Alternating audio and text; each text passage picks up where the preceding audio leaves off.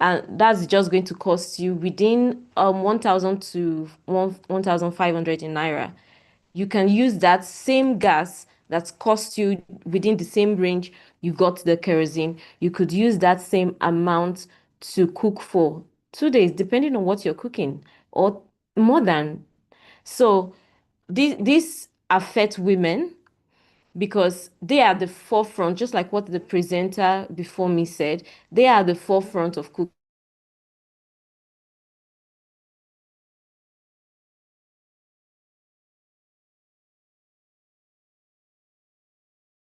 So you can hardly,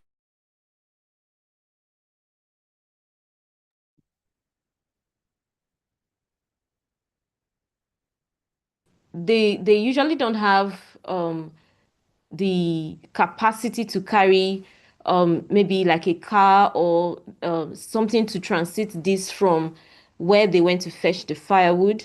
They had to, like just in the picture, she had to carry it on her back. So that's also affecting her structure, her body. So women bear this brunt, and in moving forward, would like to understand what clean cooking is. So someone may ask, what is clean cooking? So clean cooking are fuels and stoves that fulfill the emission requirements of the World Health Organization's indoor air quality guidelines. So you may ask, okay, what are those guidelines? So according to them, it said in a year, the average concentration of carbon monoxide and particles within the diameter less than 2.5 micro. If it's larger, it might not be able to, just like when someone smokes cigarette, it might not be able to penetrate some parts of the body or the organs, and those are easily captured, but the smaller microbes are difficult to be captured, and this cause more harm. Let me use that word. This cause more harm to the body and also to the environment. So they gave this guideline: carbon monoxide and particles with diameter less than 2.5 microbe should be lower than 10 microgram per cubic meter. So I'm reading this out of my notes. And in the interim,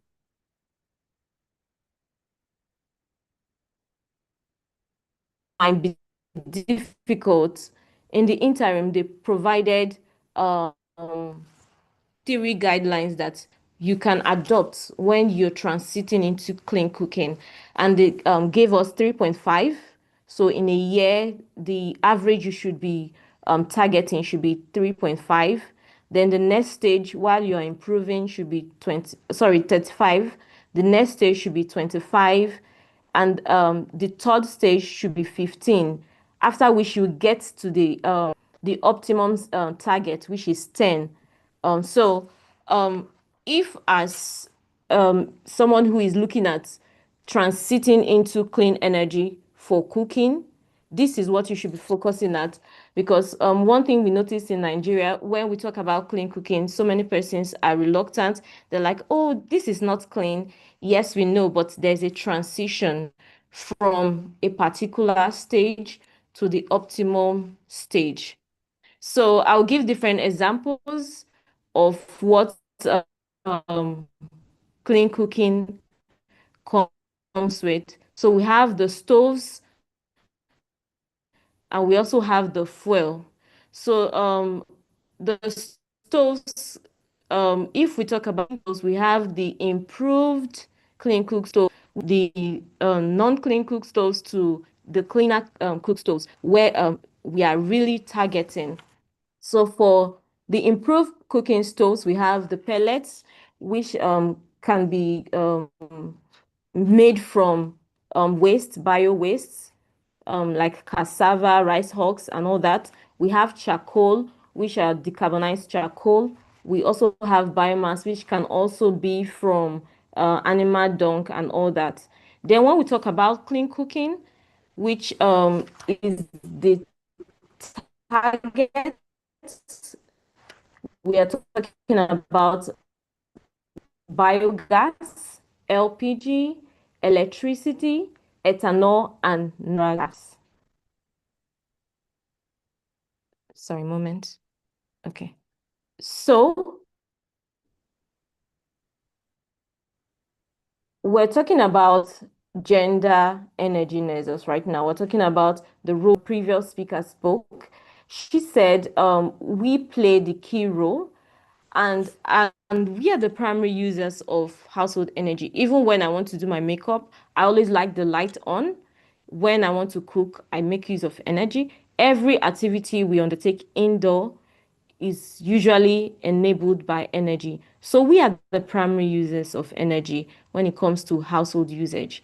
So this creates a great opportunity for us as women, not just as consumers. We are not just taking in the finished product, but also as producers. So women have the opportunity to produce pellets, to produce whatever they need. Even the stoves, the clean cook stoves, women have the opportunity to produce, they have the opportunity to gain skills, they have the opportunity to drive this because it affects them directly. So they know what they go through, they know what they desire. So it's an opportunity for women to create something out of this problem. So what can they do? They can create a business, or they can come together as women, collaborate in cooperatives, in associations to provide solutions to this problem that they are facing directly. So this is a great opportunity, because opportunity comes when when there's a problem to be solved. So why women-led enterprises are essential to clean cooking transition. So this is a question, why? So if you look at the right, you see a picture.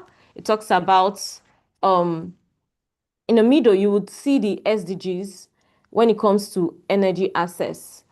You see the you see number 7, which is very important. When you're solving a problem, it's very important that you target the alternatives that solves more problems, so that provides more solutions to the existing problems. So in providing clean cooking, we are actually providing access to clean and affordable energy, so which is SDG 7. So when you solve SDG 7 by providing clean cook stoves to women, both in rural, peri-urban, and urban societies, you are solving SDG 7. And in solving this, you're solving the other. You can see them on the screen. You're giving them the opportunity to have good health in the communities you're providing these solutions to, and their well-being. Like, apart from the fact that the smoke affects those who go to the farm or the bushes to get the firewood, you could see the burden it puts on their structure. After a while, they start having issues with their bones, and this is not good. So you're solving health challenges, and also you could see on the left, sorry, you are solving climate and environmental challenges. So if you look at the right, I don't know if it's the same on your screen, but on mine is the right. You're solving gender and livelihood. So when we say gender and livelihood, what are we talking about? Women we know go out there to get the firewood. Women do the cooking, so we are at the forefront of it all. So um with solving this, you are creating access mainly to women, because men have opportunities that so many women don't. So you're creating that balance by providing clean energy solutions to these women. So when we talk about quality education, most times when these women go out to collect the farm, they go with their children, and these children are supposed to be in the farms, and also sorry, in the schools also. When women, we talked about the financial burden. Households that are managed or that are owned by women, most times when they are financially strained, their children don't go to school. So by solving this problem, by giving them efficient energy and affordable energy, they have more income to save that they could channel towards the education of their children. So in solving that, you are solving and providing quality education to these children by training the women on how to produce these products, by giving them, by sensitizing them about what clean energy is about. You are providing them quality education, even though it might not be formal, but they are getting a form of education that's broadening their horizon about the things that are going on in the environment. Then the last, that is poverty. So you're solving the problem of poverty. If they have money, if they have the cost of cooking is reduced, they'll have money to channel to other productive activities. This way they can earn more income. If you train them on how to produce pellets, on how to produce stoves, and give them opportunity to earn carbon credits, maybe for the stoves you're providing to them, you give them opportunity to earn carbon credits by while using these stoves. You also give them the opportunity to earn income. So you are improving their lifestyle, you are improving their livelihoods. So that's for no poverty. So what are the challenges that we face as women, especially those, if you're on the field, you could see, if you've done a project on clean cooking, you could see there are a lot of issues that you meet along the way. For example, if you want to start clean cooking, maybe you're transiting to providing clean cooking to a community on maybe like a biomass stove. To produce the pellets needs a machine.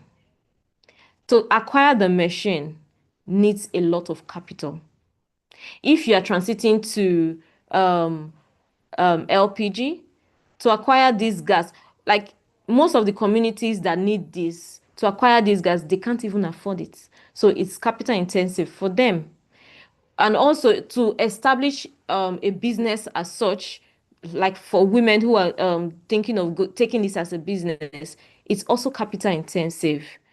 So in this case, women tend to draw back because they don't have the finance to go into such businesses. So another issue is access to technology. We did a pilot. We'll get to that. One of the issue we had was, okay, we've taught these women how to produce this thing. How can they produce the pellets without having to stress themselves? Because the kind of pellets we introduce to them needs a machine. They don't have access to that machine. We were told we need to import, which is a big problem. So, access to technology is an issue.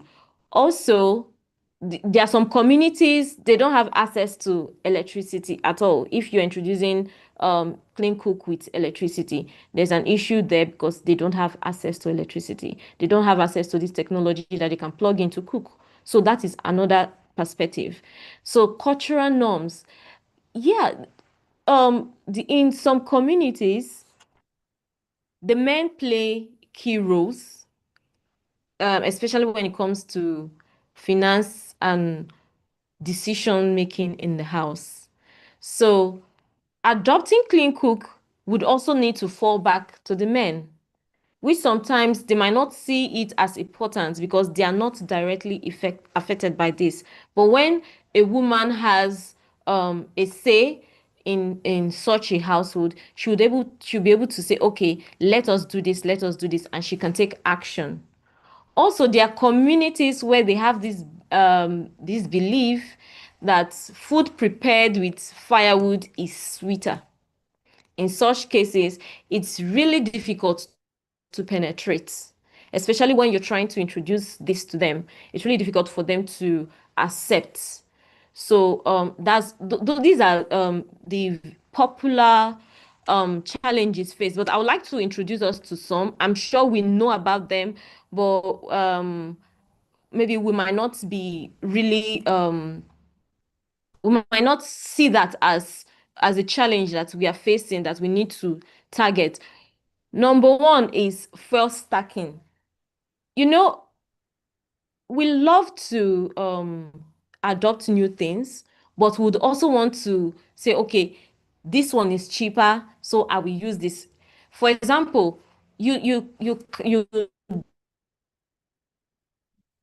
provided clean cook options to a woman that can get firewood for free from, for, I will use that word free, from the bush, right? And then you give her LPG, or you give her let's say there's electricity in the community, and you give her stove to make use of electric stove. She would consider, okay, um for this time frame, I want to cook beans. We all know beans takes time to cook, so I would rather use this to cook. Then maybe she wants to prepare breakfast in the morning, she would rather use this to cook. So the cheaper option, which might be the firewood, which might not be as clean as the electricity, would be what she would go for. So she would be using the different options at the same time. So she's not fully transiting, and she's not really ready to transit fully. So that's what I mean by fuel stacking. Then retracement, because you've introduced this to her and she sees, oh, this is more expensive, especially if you're using electricity. Those of us in Nigeria using band A, you know what it means to use your cooking, your electric cooker on your smart meters. You know what your energy credit is going to be like. It's going to burn faster. So they would prefer to go back to the cheaper option. So a lot of these women, especially in rural communities, retrace back to the options you are trying to get them out of. So that's an issue. So until they get deeper understanding on the cost and benefits of these options you're providing to them, we'll keep experiencing this issue. Then another issue we experience in providing introducing these women to clean cook options or clean cook businesses is the collection of this firewood, the labor costs, the alternative or the opportunity cost. Let me use that word, is greatly underestimated. It's not really captured. So if I am a business person and I'm doing this particular business, I would always calculate my risk. I would always calculate the time I spent. There are a lot of factors I would calculate into my final cost. But when it comes to clean cook, we don't really take that into cognizance. We don't calculate, okay, the cost of her going to get that firewood from the farm, even though it sounds like, oh, it is cheap, it is free. It's actually not free. Something is being spent, and that is not being captured. So that's an issue we need to look at when we are trying to introduce this to the women to become entrepreneurs in this um, aspect of clean energy. Also, um, I spoke earlier about people saying, oh, it's not really clean. The clean cook stoves are not really clean. That's why I said they are interim solutions. We are transiting. So we need to explain this to a lot of women out there who want to be entrepreneurs in this aspect of clean energy, that there are different stages to transiting. So you choose the best that is best for the community or for the area you are going to, because there are some areas they don't have access to electricity. You can't give them stoves that need to run on electricity. So you Hello, choose. Ogene. Just to remind you, you have less than 2 minutes to round up. Oh, Thank so you. sorry. Okay, so finally, we have an issue of consumer versus producer issue.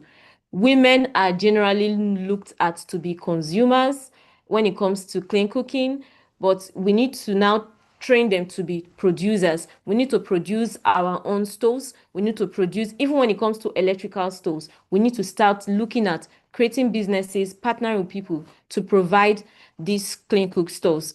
Okay. So we did a pilot in Iba, River State, where we distributed 25 clean stove to women, and this has reduced their firewood usage so far. It has improved their health. A lot of them complained of watery eyes, and we notice with getting feedback from them, this has drastically reduced that issue.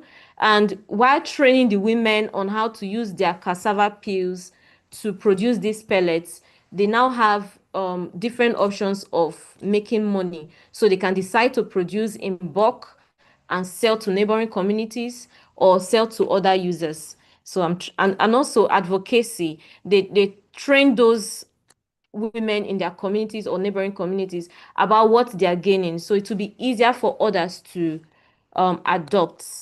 So in conclusion, if you look at the picture beside, oh, am I out? You, No, you are in. I can you're still in. hear. Okay, I don't know what happened. I can't see my slide anymore. Okay, I was trying to, let me see. Can you see my slide over there? No, maybe Oh, you could just retrace backward. okay. Is my slide still, can you see the slide now? It's back. Yes, it's back. Oh, okay, thank you. All right, so there's a picture beside, and you could see a woman smiling from the first picture. She has just been introduced to Clean Cook, and that's LPG, or let's assume pellet stoves. And she has been taught by the right hand side, you see she's producing pellets. And if you look downward, she's earning income. You see the smiles on her face. She's happy. She's not looking stressed out. She's getting younger. If you notice, she's getting younger. And then she can now afford a better life. If you look at the transition, the last picture by my left, the last picture, you can see she's using a better option. She's using electricity to cook. If you look at the background, her kitchen is now improved. Prior to this time, you can see her environment looks really rural, but with the introduction of Clean Cook to her, she has been able to improve her life through different options. So I would conclude with this by saying women-led enterprises are catalysts for scaling clean cooking. We need more gender-sensitive financing. We need policy inclusion. Women should be involved in policy inclusion, in policy making, because it affects them directly. And also we need to provide skills to these women, build capacity. Then my final statement is, let us invest in women as innovators, not just as beneficiaries in clean energy. Thank you so much for having me. Thank you so much. That was such a rich presentation and it was really value filled. Thank you very much. Let's appreciate our presenter. Thank you. So we've heard from Ogene. She gave us the Nigerian perspective and of course the amazing work that she has been doing in Nigeria. She has been contributing to the transitioning to clean cooking solutions for women. Her call to action was let's invest in women as innovators and not just beneficiaries of clean energy. That is really a strong statement. And I believe that has really gotten to each and every one of us here. So she looked at quite a number of things. She looked at the challenges, which involves access to capital, access to technology, and of course, restrictions in the cultural context, which had to do with the norms that is peculiar to each of our countries or our communities, where we see that most of the women in the rural areas, they are not financially buoyant to make that decision, even if they have interest and they would want to. And also the myth around the fact that certain traditional delicacies are better prepared with firewood and the likes instead of using clean cooking solutions like LPG and possibly electric pressure cookers. And just to add to these two, Faith talked about how women can serve as influencers. She talked about the role of women in transforming adoption of and transitioning to clean cooking solutions. She talked about the role of women groups, how fellow women can also influence their fellow women because it's easier. And the other woman would be like, oh, I can relate. And she definitely knows what she's talking about because, I mean, she does the cooking. And for her to recommend this to me definitely is something that is worth trying out. So these are very important issues and challenges. And of course, issues that need to be addressed because women are very important stakeholders. They are very crucial to clean cooking adoption. And it's important that we take them into consideration when we are making energy decisions. We also heard from Faith that in Uganda, about 12% of women make it to the energy board or committees. This is really on a low side because if we are looking at transitioning, we definitely need to increase the percentage, increase the participation of women in energy planning process and of course in important decision-making processes that focuses on clean cooking and adoption. So I believe that we really learned a lot. I learned a lot. I don't want to go over what I actually took down on my notes, and I believe that each and every one of us we did same. So if you have questions, the chat box is open. Feel free to drop your questions there. It will be attended to after the panel session. And if you just joined in, don't worry, you've not really missed out. The session is recorded, and you can always visit our YouTube page to watch, to catch up with what you had missed out on. So we'll be taking the poll questions now.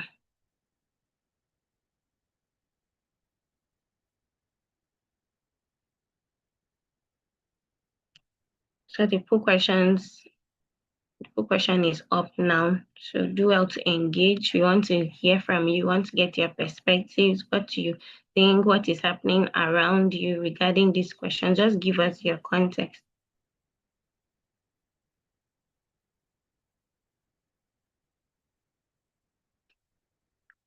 This would last for just 5 minutes.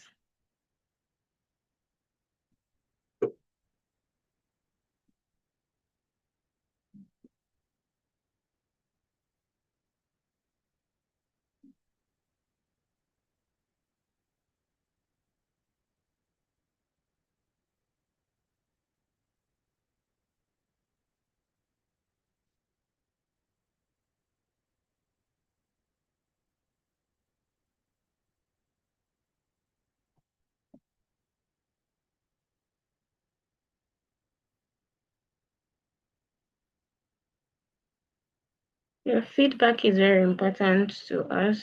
Do well to engage the poll questions.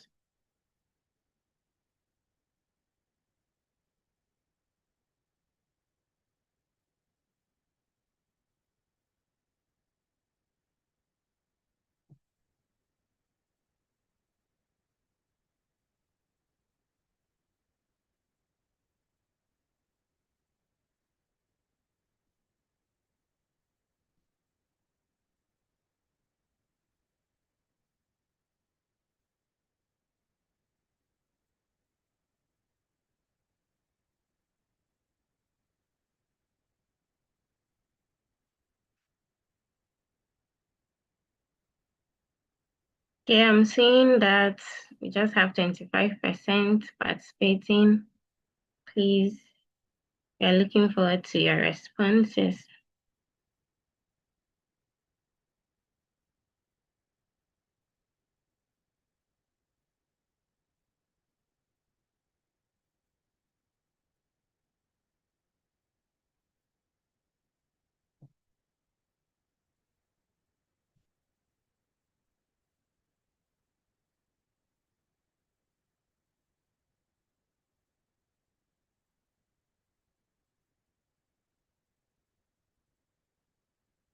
We are already behind schedule and we'll be wrapping up with the poll questions session. Just have 1 minute left to wrap up. Can see the percentage has increased. Let's keep going.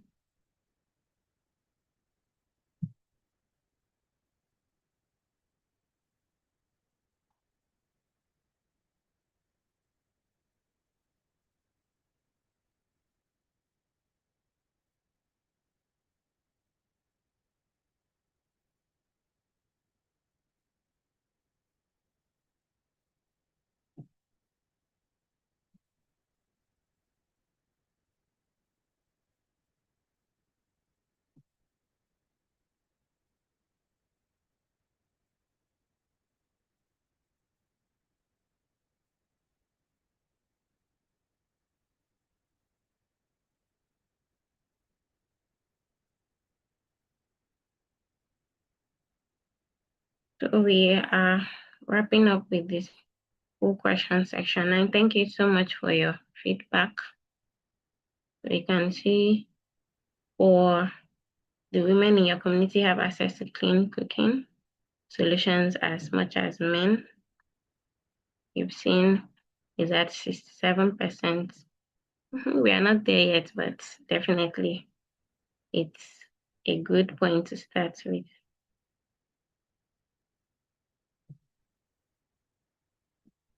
The second question as well.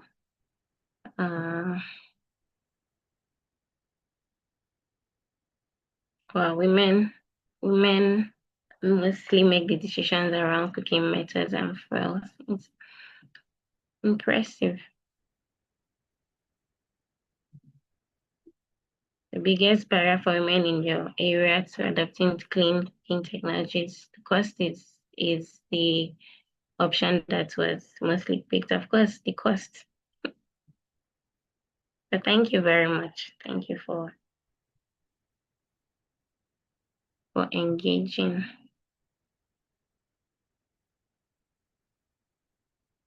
So at this point, I would like the panelists to put on their cameras and unmute because we are moving into the panel session right away.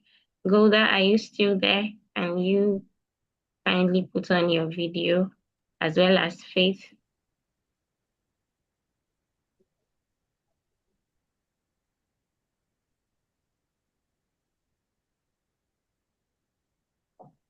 Okay, Golda is on and Faith is on as well. Thank you so much for staying put. Thank you for the presentations. So for the panel session, this panel session is going to be very eye-opening, very engaging. I hope the attendees, they are ready because we are going to discuss on very important issues around the role that women play as not just as consumers, not just as beneficiaries, but also as entrepreneurs, as policy influencers, decision makers, and thereabout. So in no particular order. Okay, I would start with Faith. Let me start with Faith because I'm really eager to hear about the Ugandan perspective.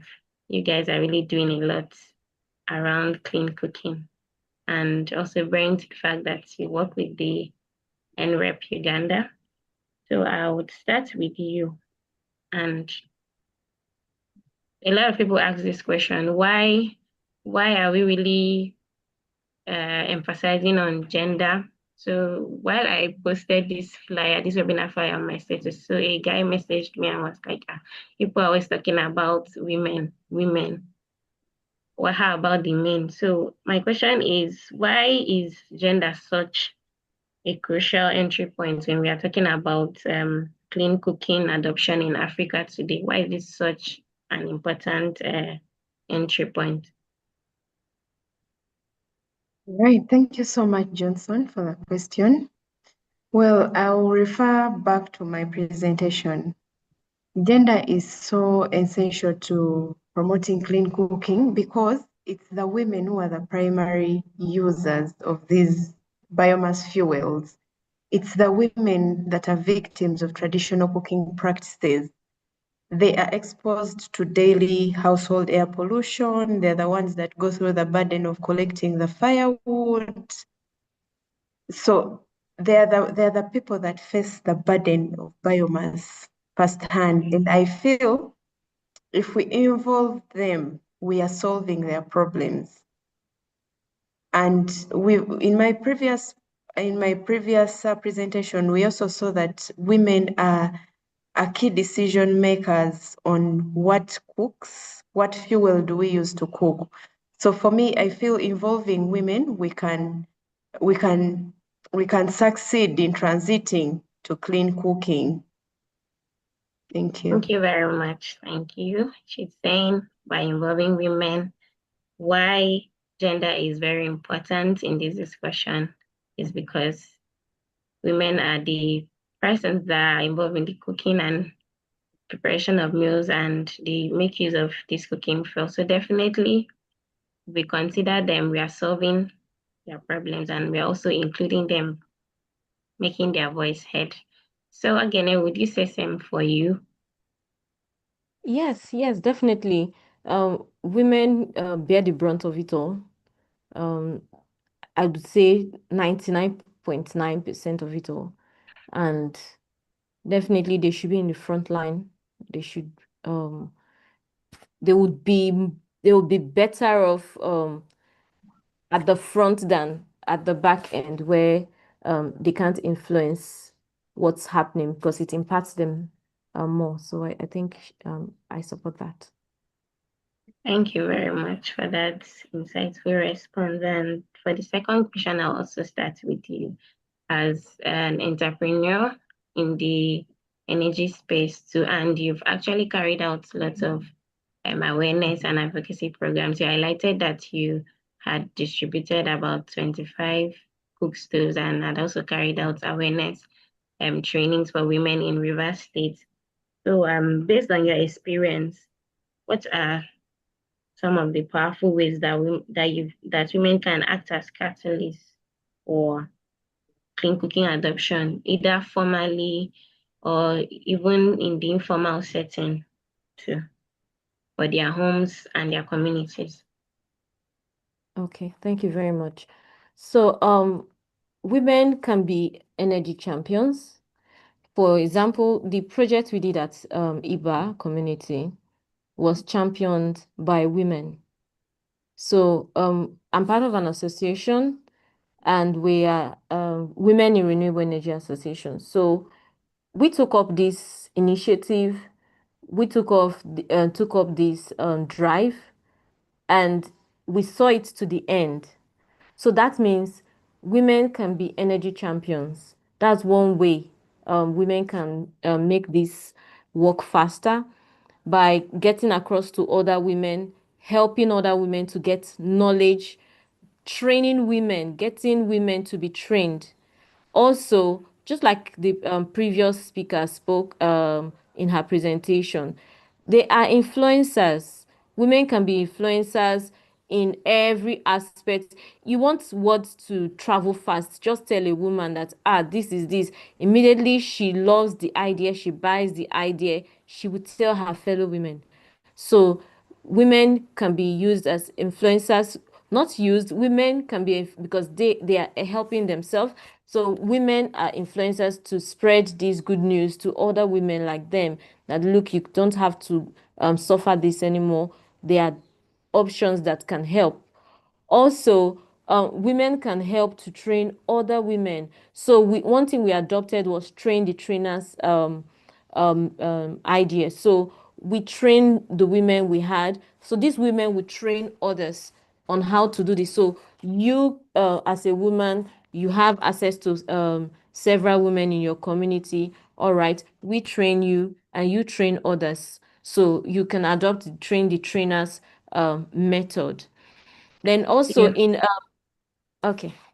Thank you. Thank you so much. She has highlighted the importance of trainings too, importance of capacity building, irrespective of the role that the woman is playing, either as an advocate, as an entrepreneur, as an innovator, one way or the other. The woman is influencing the clean cooking adoption. So, Golda, for you, and coming from the Sierra Leonean perspective, and by virtue of your position as the co-founder of Women in Renewable Energy, and just add additional ways that women can serve as catalysts for clean cooking adoption in Africa.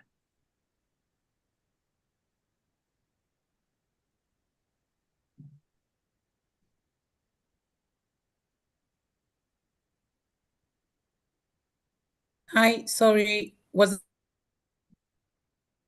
Yes, the question is can for I you. have the question? I'm saying that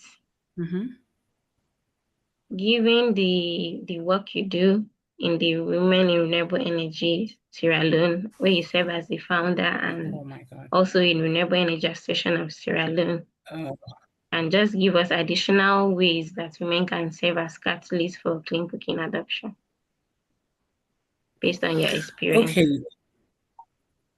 All right, okay. For me, one thing I always say is, in fact, as at yesterday, I had a discussion with my partner, and we were talking about ways to how we were going to target a certain community, and because he was saying that these people, these women, they are busy and all, and I said to him, one thing we are endowed with is women. We are multi-talented. We can do a lot of things at the same time. We are built for that. And for that, women, we serve as educators. Like Ogene said, if you need an information to go out to the community, just target the women. We have a project that we're working on. It's focused on not only clean cooking, but also it's focused on solar products. And our first point of contact was, I was telling them the best people that we need to meet with are the women. Let's focus on the women, especially the market women. And exactly as I said it, that was exactly how it happened. Because once we met with them, we met with the chairlady of the markets of the fisher women, and the information was disseminated. And right there, she, started giving us all the information that we need. And so, women, we serve as educators, we're entrepreneurs, we are built to do multitask. And for example, in Sierra Leone, we have women groups that have set up savings. They call themselves. You have these community groups. They call themselves, in Tombo. They, according to them, they say they have a club for. Can you hear me? Yes, you're still very audible. You So, can just wrap up with your response. yeah. So they have a club that puts together saving. They put together savings for stoves, and also not only clean cook stoves. They were like, okay, yes, we're interested in this initiative because we already have a club that we're working on. We put together money for stoves and also for solar products. So I think that women, we serve as educators, and especially in the informal setting, women are we are the great option for disseminating information. Yeah. I agree with you. Women plays lots of roles, several roles in clean cooking adoption as trainers, educators, innovators, entrepreneurs. So this is to say that women should not be overlooked. They should be carried along because the potentials and the role they play is actually on the greater side. So I would move to the next question, which covers around the cultural norms. We understand, yes, it's Africa, and there's this cultural context to clean cooking adoption, especially when it has to do with women, when women are involved in the equation. So since we have three of panelists, one from Nigeria, one from Sierra Leone and one from Uganda. I would like to hear your perspectives as to the norms and how they limit these women's access to clean cooking solutions, how they limit their ability to make this decision around transitioning to clean cooking solutions. So I'll start with you, Golda.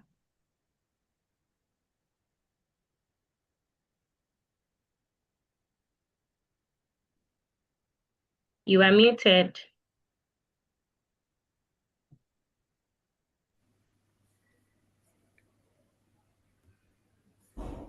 Can you hear me now? Yes, can. So for Sierra Leone, we have ideally men. It's like a norm that men control the finances, and women, we are in charge of cooking.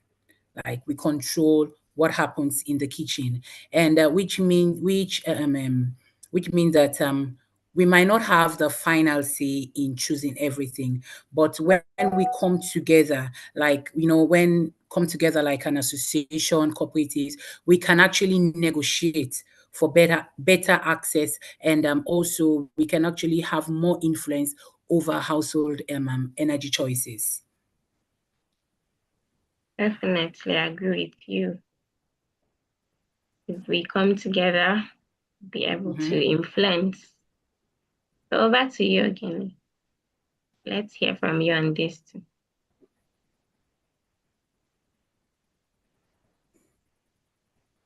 Sorry, are you referring to me? Yes, let's get your take on this question too. Okay, thank you very much. So, just like the previous speaker spoke, women bear they carry out the duty of cooking in Nigeria. That's the norm, right? So, and when it comes to financial costs, maybe those who go out there to hustle out the money, men are the ones in play, right? So this is a mismatch because when it comes to that decision of, okay, we want to buy this, they will have to fall back to the men. And since the men don't have this, they don't have this feeling of what is happening, it might be difficult. And also, I said earlier during the presentation of how women or people believe food prepared with firewood is sweeter, which is actually not true. That's the belief they have. So that's also a factor that prevents clean cooking from transiting in different communities. Because you take these clean cook stoves to them, they're like, oh no, we prefer ours. This is better. It adds more nutrition. It makes us healthy, but it's actually harming them. So these are some issues that are being faced in communities as in Nigeria. I'm speaking from a Nigerian perspective, and also I think when women and men, just like the previous speaker said, when they come together to discuss this, it would help to provide clarity to the situations of things, and it will make things easier for them to be able to get access to getting these clean cook stoves. And when more information is provided to women or to the community at large, they would understand why they need to transit from using firewood to making use of other cleaner options. Thank you very much. Definitely, information is power, especially when it comes to do with the clean cooking adoption or transitioning to using clean cooking solutions. So I would direct this question to you, Faith. You work with the government agency or government parastatal, if I'm correct. And a lot of times the rural women are being, use the word, neglected, because it's easier for you to convince somebody in the urban areas because most of them, they are financially empowered and they can easily and quickly switch because they have the means. But for the ones in the interior villages, in the rural areas, people are always more hesitant to go there to do some projects.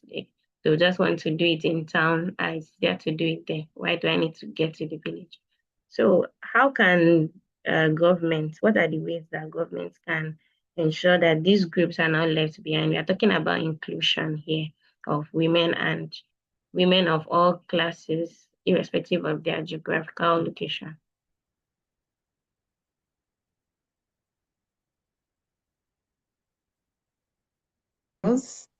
That are promoting clean cooking, but also during the design of these policies, they should design inclusive policies that target the marginalized, the displaced women, women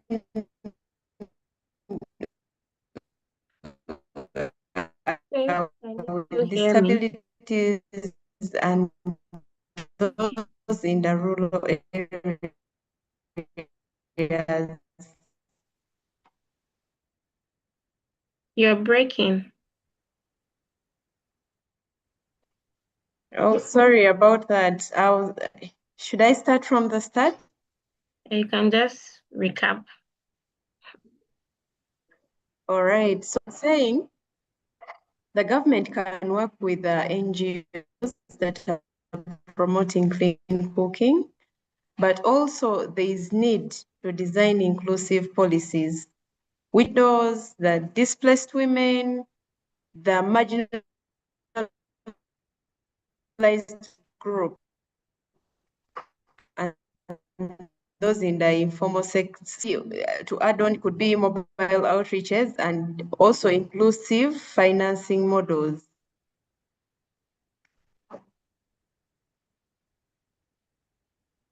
Gets better. I guess you're done with your response. Johnson, was I? Yes, I am. I'm done. Thank you very much for your response. We need more inclusive policies. The government can as well collaborate with NGOs because it's definitely a collective action and not a one-man show. So over to you, Golda. What are your thoughts on this? How can the government or the development actors in the clean cooking space, what are the ways that they can ensure that these marginalized women, those that are displaced, those that are with disabilities, how can they be carried along?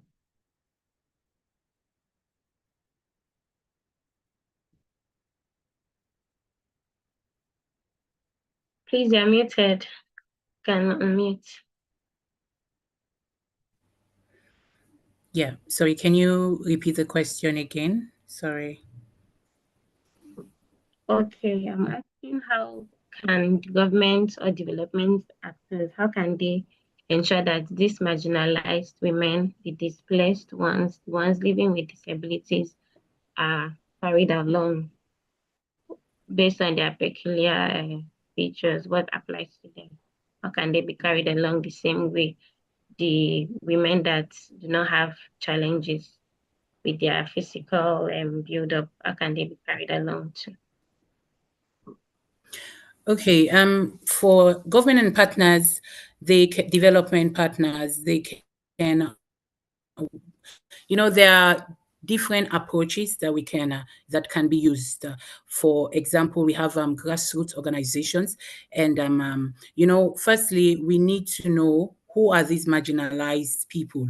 Who do we refer to as marginalized people?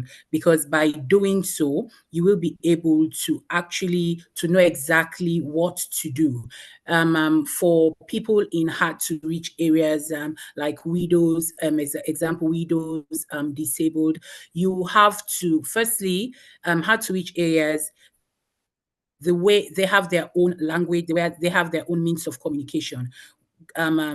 we need to start with engaging the community stakeholders and ensuring that all these informations are passed on to them through their own local languages, and also engaging with community organizations. For example, we have in Sierra Leone, we have groups like youth. We have youth groups. We have CSOs. We have attire-based organizations. These organizations or these community groups can actually be able to transmit information to these people. And we also have Bell. So in the community where I come from, we have when you have an information you want to pass on, instead of, you can go through the radio and the television, but we have the village bell. So once you see we call him the village bell ringer, the bell ringer.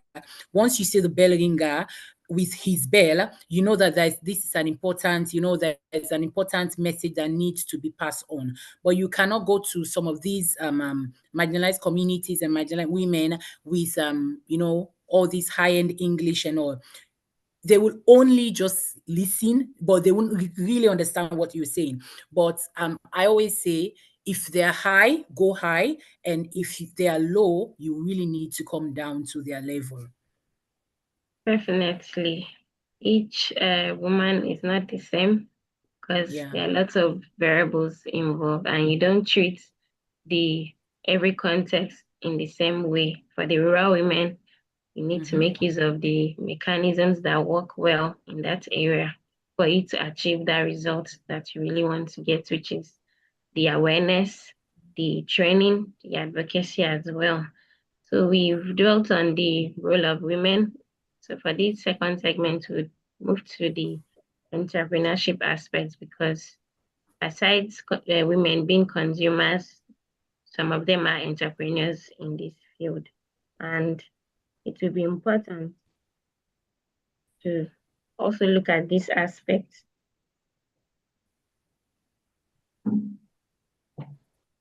So as a woman entrepreneur in the clean cooking space, in the clean energy space, what are the strengths?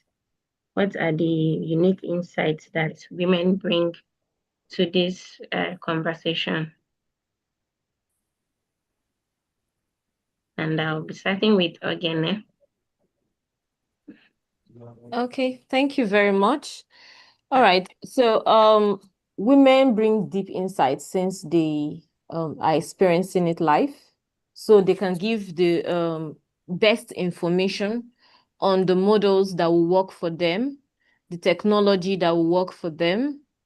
They have the information. So one of the strengths they will be bringing into Clean Cook Innovation is knowledge.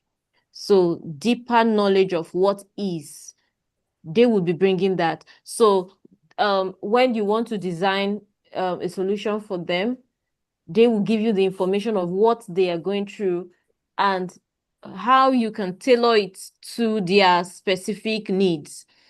Also, they bring in trust-based leadership in the sense that they know themselves, they trust, they have women leaders.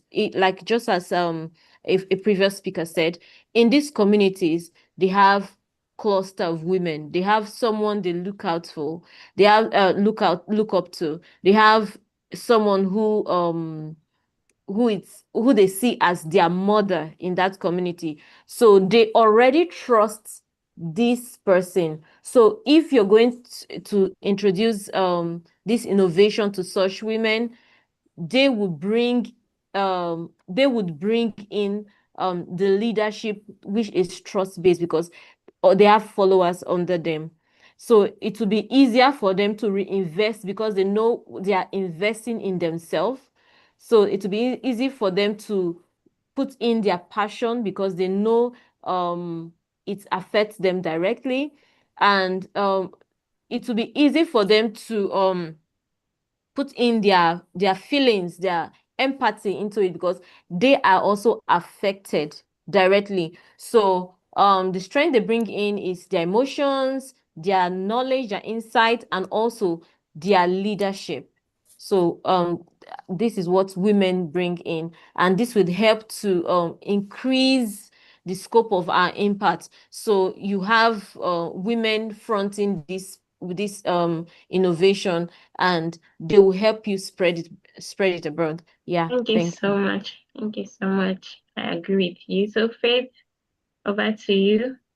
Let me just add to that.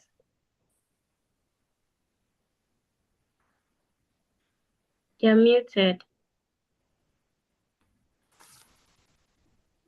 Sorry about that. Yeah, I'm just going to add something small. She has said it all, but women usually like we can use a community-based sales approach. Women leverage social capital to build trust and long-term relationship with clients. Like because of like she said, if you want to spread something, tell it to a woman. So that way, clean cooking can be promoted easily because a woman will tell another woman and another woman will tell another woman of her experience about the technology. And that way we find that we will see ourselves that there are so many people that are adopting the technology, and even the women-led enterprises are excelling, they are prospering. Thank Thank you you. so much. I can't agree less. If you want to spread information about something, tell it to a woman and she'll end up multiplying the effects. So aside the insight that or the strengths that women bring to entrepreneurship around clean cooking solutions, I also want to hear, because definitely there is no venture without challenges or issues. And it's important that we talk about these challenges and also prefer solutions to these challenges. So again, as an entrepreneur too, I would also love to hear from you about the challenges that Okay. you've experienced. All right. Thank you so much. Number one, I would say access to finance, because most of the activities you're going to be undertaking, from stakeholder mapping to engagement and all that, you need money to run them. So, and it's not cheap. Getting the technology to do this is not cheap. So access to finance is really, really crucial. Getting loans from the bank can be a huge problem, especially when you're introducing women to this from rural communities. Most of them don't even have ID cards. They don't have bank accounts. How can they access loans? How can they access funding? So that's a very big issue. And also recognition. Women can create something beautiful, and it might take an entire decade before they are recognized for it, compared to when it's a male folk who provided that solution. So we as women, we need to shout out, scream out loud, and tell our story ourselves, because it's really a man's word. Let me use that term. So if um an entrepreneur wants to go far as a woman, like you want to go far, you need to scream out, "Oh, I am doing this. Oh, I have done this." Because the system has been created in such a way. Then also getting the right networks. Some of these women don't know, like there's a community that I'm trying to go into in the coastal community, and before you can access them, you have to travel on water 4 hours before you can get to such a community. They don't have access to their fellow women that they can network with, and that they can discuss or get information from. So providing access to networking to these women is crucial, because the more we collaborate, the more we put our efforts together, the farther we get. Because if you look, men are used to collaborating, but women, we are not so used to that. So we have to learn to collaborate. We have to learn to come together as one unit and forge forward, project our our dreams, project our efforts. So I think with this, we can now get insights from more women and scale up whatever we're trying to scale. So access to finance, recognition, networks. So I think that Thank you. is Thank you so much. Thank you so much. Faith, can you also speak to this? Yeah, sure. Some of the things that are limiting women is also lack of technical training and business skills. You find that most of the women that would want to start up clean cooking enterprises do not have the business skills, say in bookkeeping. And if we are to build the capacities, put these trainings, and also involve women in the technical work. For example, if it is constructing biogas, can the women be part of it?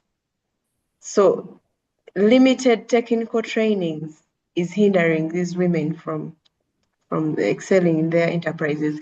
Then also social norms that undervalue women's work and restrict movement. In Africa, we see that most women, in fact, it's now that women have started working, but previously women used not to work. They were not allowed to do work that is not domestic. And even up to now, we see some villages still restrict women from working. That is also one of the things that hinder women. And yet women are good innovators. If they are put there to work, they can build up something that is good. Then also women are excluded from decision-making spaces. Like I said earlier, only 16% women globally are in the energy sector, and of which 32 are in the renewable space. That is a very small number. Women's voices, women's decisions are not taken in place, and yet they are the people that that use these things, that use these alternatives firsthand.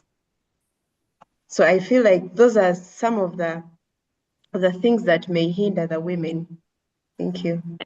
Thank you. In addition to access to capital, it has also added that access to technical education, which is very crucial. That's one of the challenges. Another challenge is the cultural restrictions, as well as the lack of including women in the decision-making process when it has to do with energy planning or the choice of energy. Could be on energy committees, energy boards, basically an opportunity for these women to influence decisions around this area. So while you were responding to the previous questions, I think, Ogene, you talked about the role of women groups, and Golda also mentioned the role of the market women too. Because most times these women, especially those in the rural areas, they feel isolated. You also mentioned that some of them reside in communities that are not easily accessible and quite far away from other women, and this restricts them from interacting and getting to learn from their fellow women on the other side. And this makes them feel isolated. So what are the ways that this situation can be remedied? Because we need to carry all the women along, not just those in the urban areas, but also those in the rural areas too. Okay, Is it thank me? you. Okay. Again, you can start, then Golda would follow. Okay, thank you so much. Okay, so we provide online trainings to communities that are not easily accessible. Then we could leverage on associations and cooperatives who are big on clean energy access. So, for example, I spoke about an association I'm part of, and I think one of our speakers is also part of an association. She's the founder of an association in her country. So women can locate this kind of organizations and get more knowledge on how they can get themselves positioned in the clean cooking space. So giving them online trainings, getting associated with or leveraging on women association is very important. Then also we can also take these trainings to such communities apart from giving them online trainings. So this can be like a project where we can take this training to them. Then also we can work on decentralized leadership in the sense that we know that they have their leaders.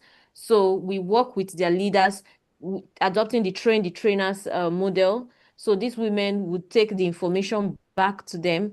And this way it will be very easy for us to provide this help or these solutions to women who have been marginalized or separated from clusters of women. Thank you.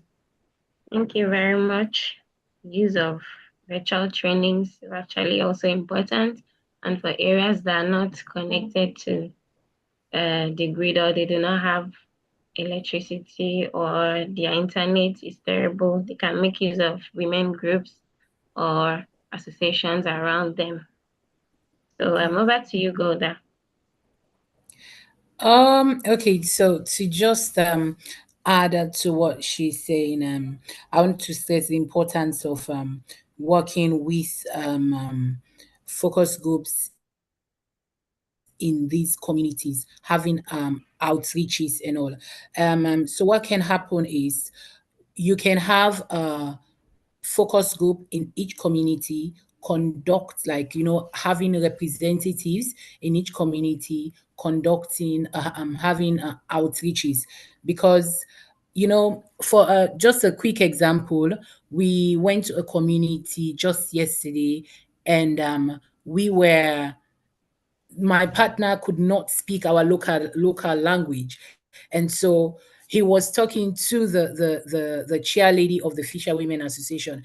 And to be honest, she didn't understand anything that he was saying. And so we had to bring in someone else, because she was actually speaking another language that I didn't understand. So we had to bring in someone else to interpret. So that's why we really need to focus on using these focus with the local groups in these communities, because they also, these women in these communities, they're really interested in these businesses. They want to do it, but they don't understand. So working with these local groups, local focus groups, we call them like attire based, we call them community organizations, can really help in that area. Thank you so much. Of course, we cannot leave out the impact or nor the role of these local groups, these local women groups, because you've just highlighted one challenge, the language barrier.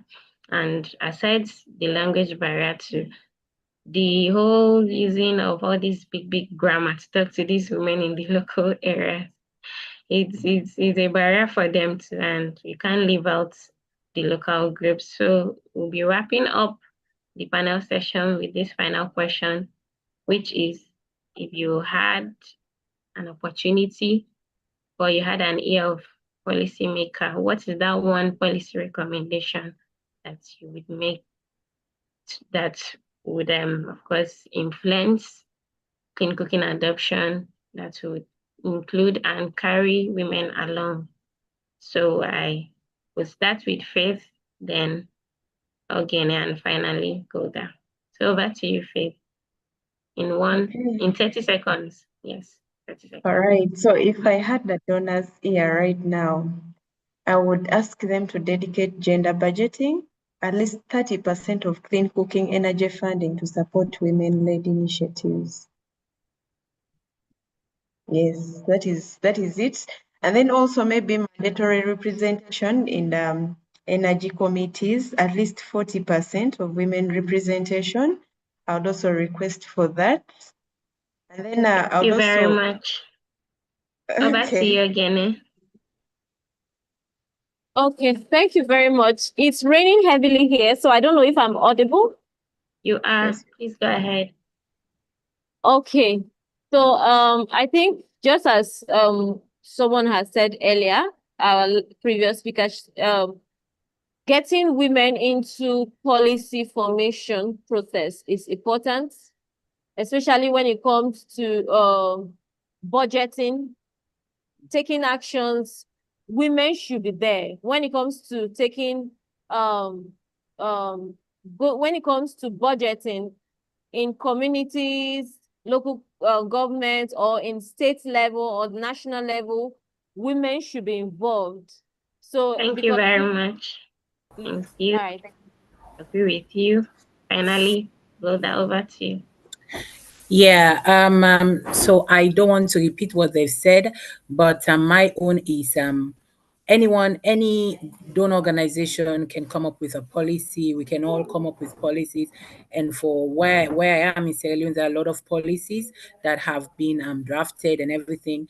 The issue is ensuring that they are implemented.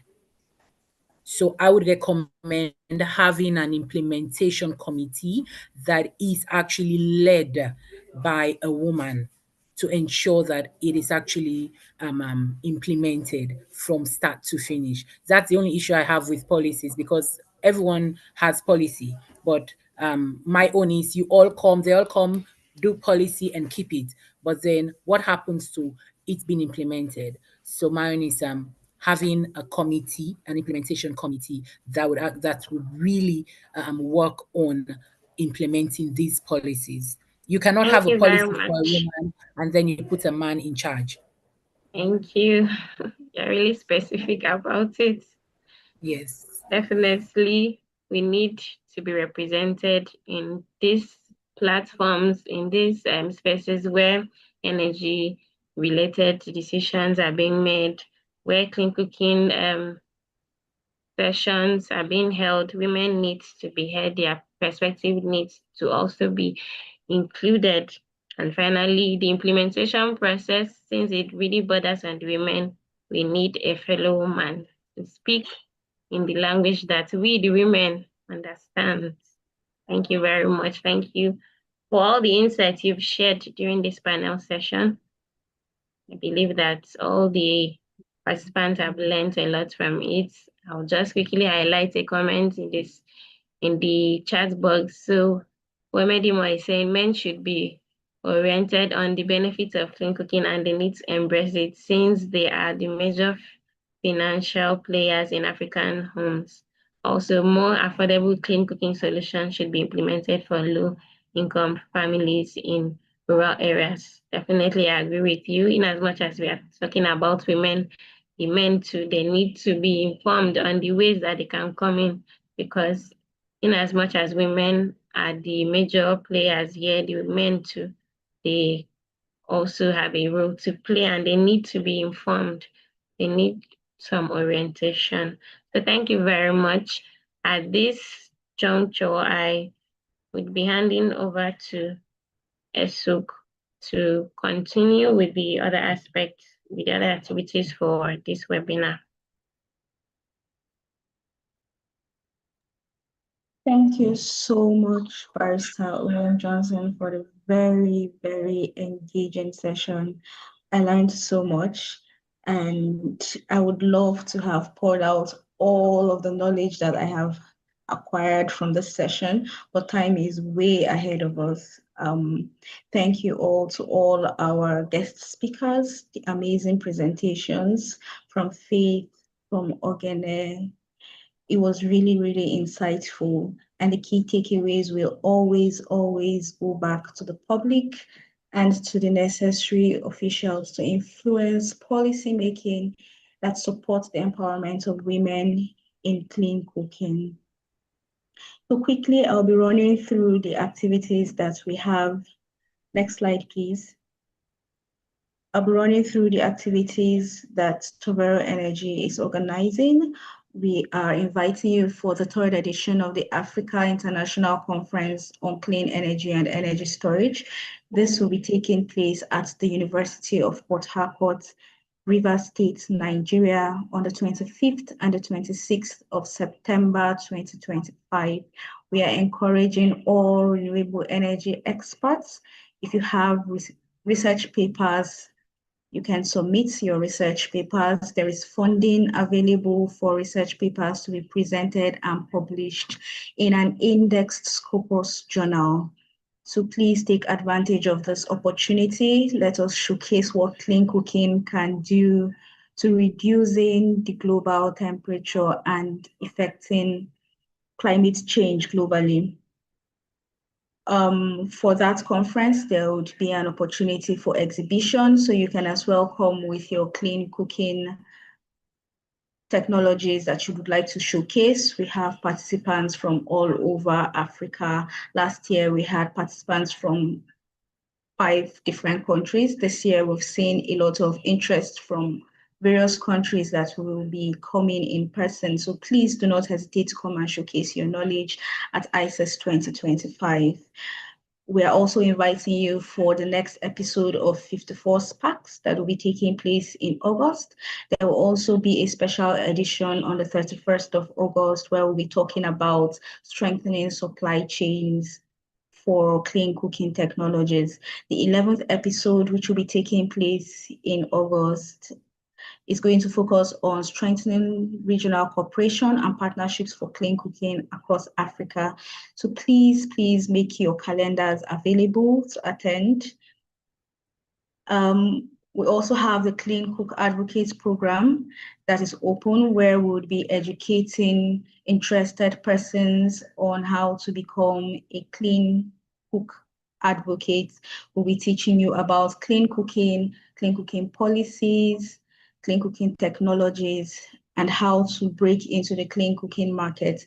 You need to have basic understanding of the SDG 7, you need to be passionate about clean cooking, and you need to attend 54 Sparks webinar to be able to partake in this training. So please help us to share this to your contacts. It is very, very open, and the training is free, so they can register and become part of the people that are pushing for healthier women across Africa. So thank you all for coming. Thank you to our participants. We really appreciate you. Thank you to Tovero Energy for this very insightful webinar. Thank you to all our guest speakers. We appreciate you, and we hope to see you sometime. Better partnerships, of course, and more knowledge shared. Thank you, Barrister Uwem, for this session, and we will see you all during the special edition on the 31st of July. Thank you. Bye. Bye. Thank you too for having us. Bye. Bye, everyone. And thanks for the fellow panelists for the knowledge shared. Thank you. Having me also. Thank you. Bye, everyone. Bye. Bye. Bye-bye.